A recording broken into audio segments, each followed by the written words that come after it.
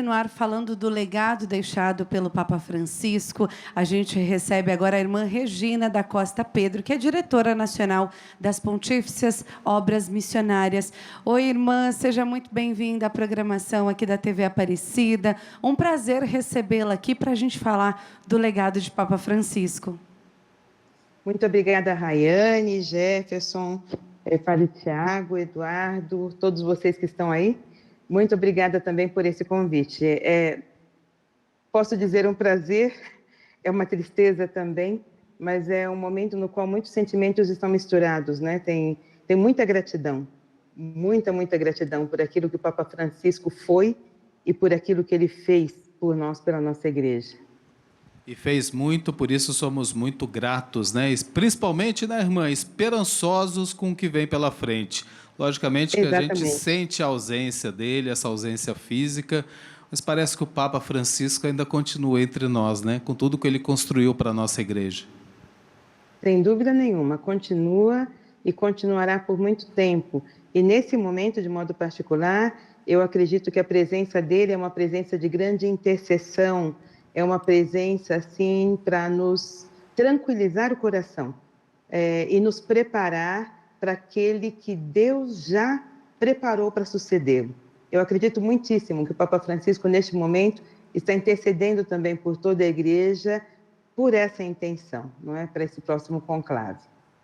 Irmã, falando um pouco, né, nós falávamos aqui na programação sobre a importância, né, da oração, a importância e também o acolhimento que o Papa Francisco tinha com todos os irmãos, as irmãs, com todos os religiosos. É um momento de muita oração, em que a gente se conecta, todo mundo, não importa se são brasileiros, se são argentinos, se são italianos, a gente se conecta, todos nós, para rezar pela alma de Papa Francisco. E é nítida essa corrente de oração, né?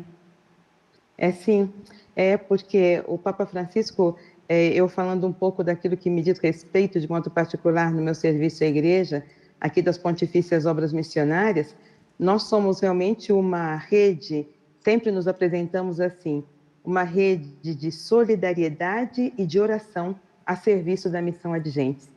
E o Papa Francisco, nessa última mensagem que ele deixou para nós, para o próximo Dia Mundial das Missões, ele coloca isso de maneira muito forte, que a oração é a primeira ação missionária. Então, essa oração, que é uma oração de uma igreja em saída, uma oração aberta, neste último Ângelus do domingo passado, que foi lido na presença do Papa Francisco, isso apareceu, a mensagem Urbi et Orbi, desculpe-me, foi muito claro, essa abertura da oração do Papa Francisco por tantas e tantas partes do mundo que estão em guerra, onde existem situações de injustiça. Então, essa oração missionária é um legado realmente muito forte que ele nos deixa, algo que ele praticou e que ele nos ensina a praticar.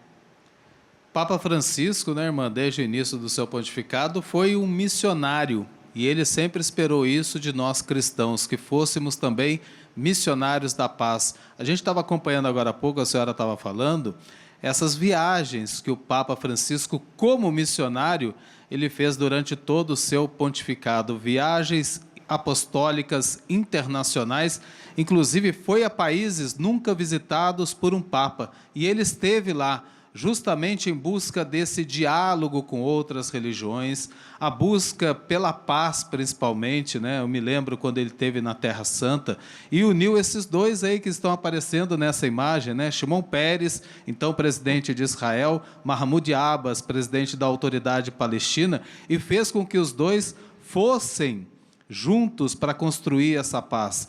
Ele era realmente aquele construtor de pontes e que derrubava os muros. E essas viagens significavam essa missionaridade do Papa Francisco que ele tanto espera de todos nós, né, irmão?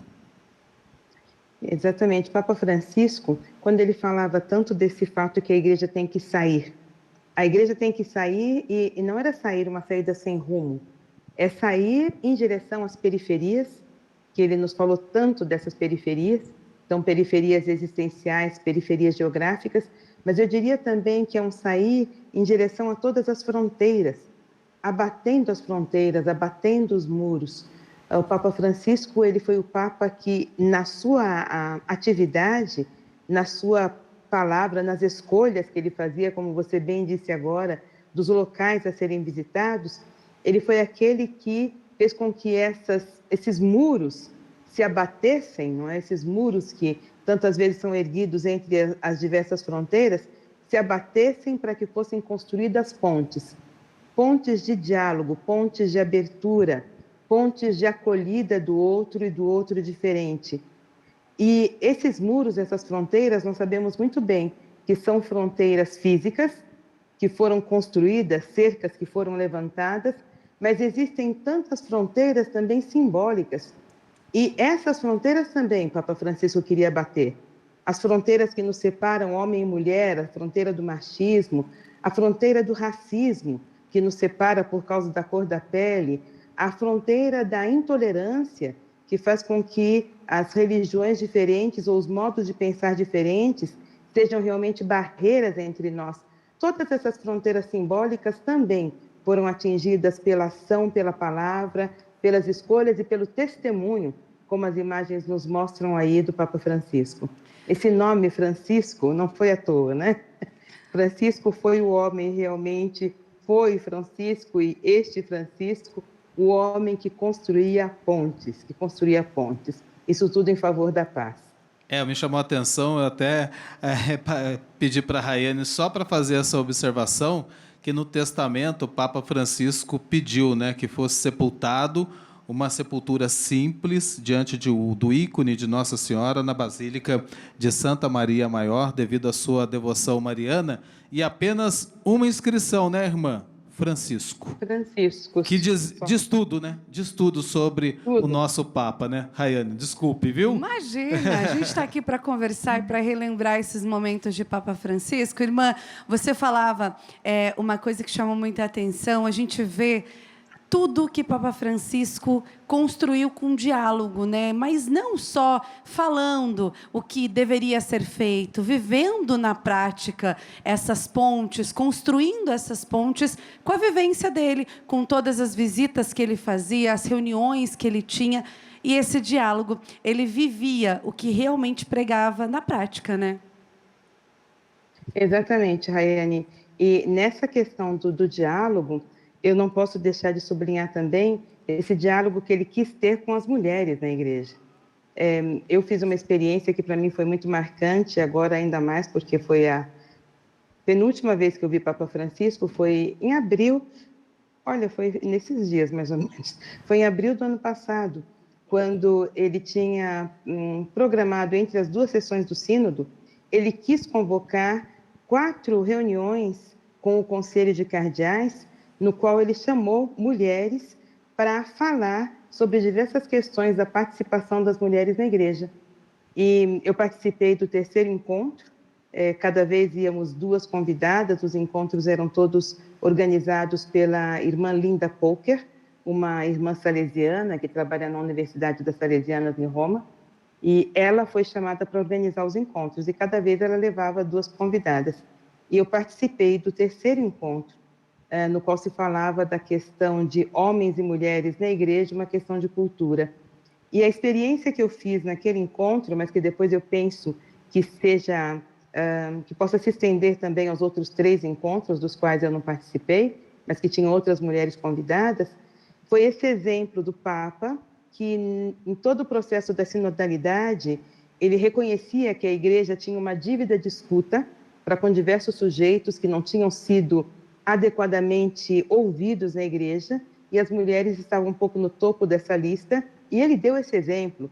Eu ficava assim, fiquei maravilhada de pensar, nós passamos uma manhã inteira, o encontro começou às 9 da manhã até a 1 da tarde, éramos nós 3 convidadas e os 9 cardeais, o Papa sentado na nossa frente, um encontro super informal, que eu nunca teria pensado na minha vida que fosse possível, e o Papa nos ouviu.